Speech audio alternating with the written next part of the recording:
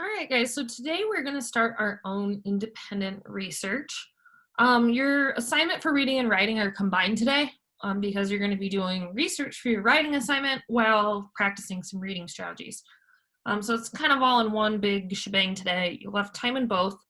Don't forget, you do need to read 30 minutes of your own independent chapter book or the chapter book you're reading on FunBrain.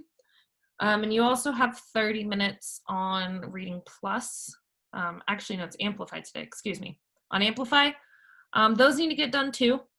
Use some remaining time for reading to start this, and then the next part will carry over into writing time, and you will have time in writing as well. So today we are going to practice the 3 reads strategy. So I want to zoom in a little bit here so we can kind of go over this. You might have heard the 3 read strategy in math before. It's a really good strategy to use when you're doing word problems in math, but it also works really well with reading. So there's reading something once, we often miss out on a lot of details. We kind of skim over it, especially if it's kind of a long text. About halfway through, sometimes our brains will shut off or we'll kind of forget why we're reading it. So going through it 3 times will really, really help us solidify not only the main idea, but also that text evidence we're looking for, and then really go beyond the text. So today you're going to do 3 reads. The first read will be just reading to find the main idea. You're going to listen. You're going to really think, okay, what is this text about? We're not going to dive too deep into evidence. We're not going to really take notes the first read around. We're just going to listen, find the main idea. Then when you go back the second time is when you go back to answer the questions about the text. Often, if we try to answer the questions on our first read, we're going to miss the main idea of the text and really just get the answers we're looking for and not really understand what we're reading. So it's important we understand what we're reading before we try to go answer our questions. The third read around will be making these connections and usually diving deeper. It's really hard to dive too deep beyond the text on our first read. So we will have 3 parts today. The first read, you're just going to listen to the main idea. I'm actually going to do the first read for you. So I'm going to take some of this weight load off of you guys, let you just listen the first read. Think about, what is this text about? The second read, you will be doing it, let me zoom back out, to answer the important events in Martin Luther King's life. So this is a timeline. I did the first one for you to kind of show you as an example. And then you're going to have to figure out the other 5 important events that happened throughout his life.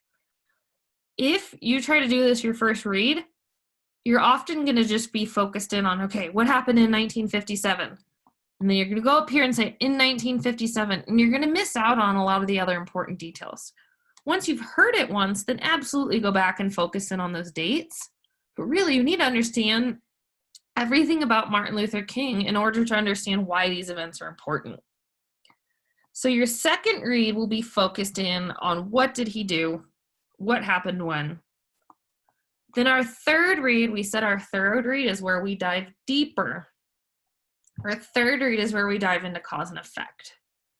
So this is, Martin Luther King did this, so this happened. And again, I gave you an example on this one as well. It doesn't necessarily have to be, you'll notice, this is where it gets a little tricky. There are some things that happened and that weren't Martin Luther King, and the effect was something that he did. So I kind of picked out a hard one for you.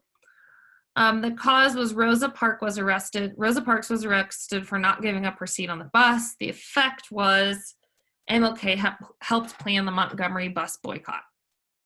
So we could read this as, Rosa Parks was arrested for not giving up her seat on the bus, so MLK helped plan the Montgomery bus boycott. So the cause here is something that someone else did, and it caused Martin Luther King to step up. Again, we'll go through this on the third read. I just wanted to kind of give you a quick preview of what to expect. So the blue and red lines, the cause is in blue, the effect is in red.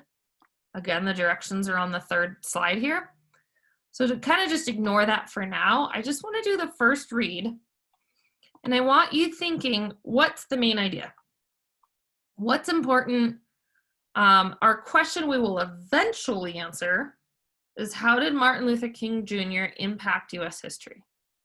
So this time around, first read, main idea, big idea.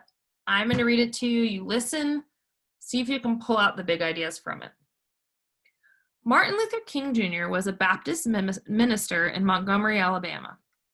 He became a major part of the civil rights movement in America. He wanted to find a peaceful way to get equality.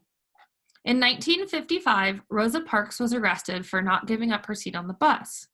King was one of the people to plan the Montgomery bus boycott. The boycott lasted for 382 days.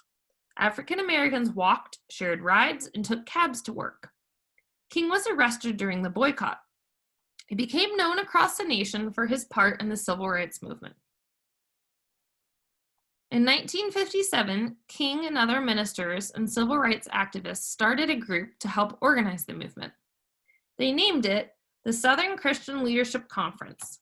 Nonviolent protests were commonly used to reach their goals. The SCLC's motto was, "Not one hair of one head of one person should be harmed." Actions such as boycotts, marches, and sit-ins protested segregations and other injustices. Sit-ins happened when African American students sat at lunch counters reserved for white people.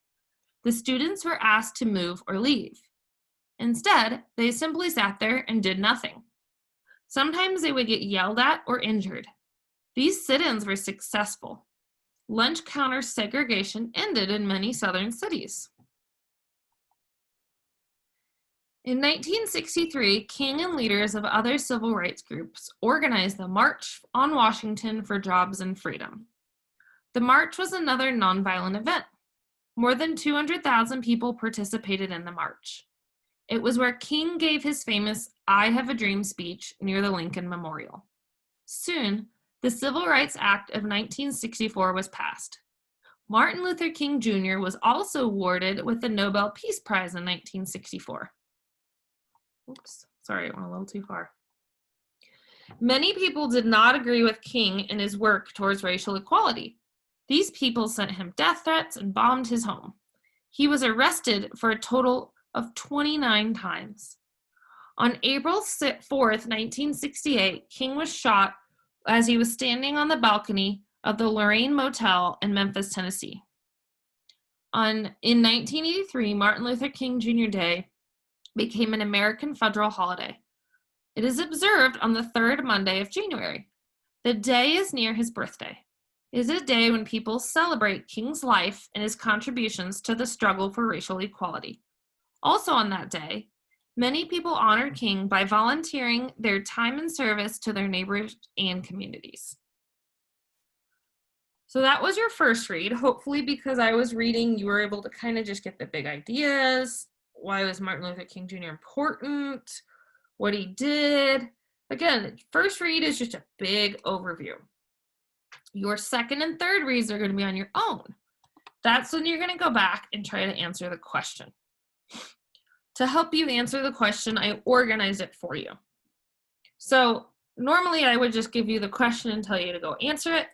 Today we're practicing all the steps together to kind of see how we will go through this on our own. So again, your first read's done. Now your second read, you're going to go back. How did Martin Luther King Jr. impact US history? I helped you answer this by creating the timeline. And then your third read, your connections going beyond the text are your cause and effect. So I'm kind of helping us organize our own research today. Yes, we are doing reading. We are practicing our reading strategies, but this is also the start of our research paper. So you're going to see they're kind of in combination today. So your 3 read strategies, getting text evidence, creating the timeline, cause and effect, are all using reading strategies. But what we're going to do with this tomorrow is we're going to take these pieces of evidence we gathered today and start writing about it. So really today we're doing our research strategies through reading. So you'll see reading and writing when we're doing research are very dependent on each other. we use our reading strategies to help complete our research here. So again, the assignment's a little longer, but you do have reading and writing today.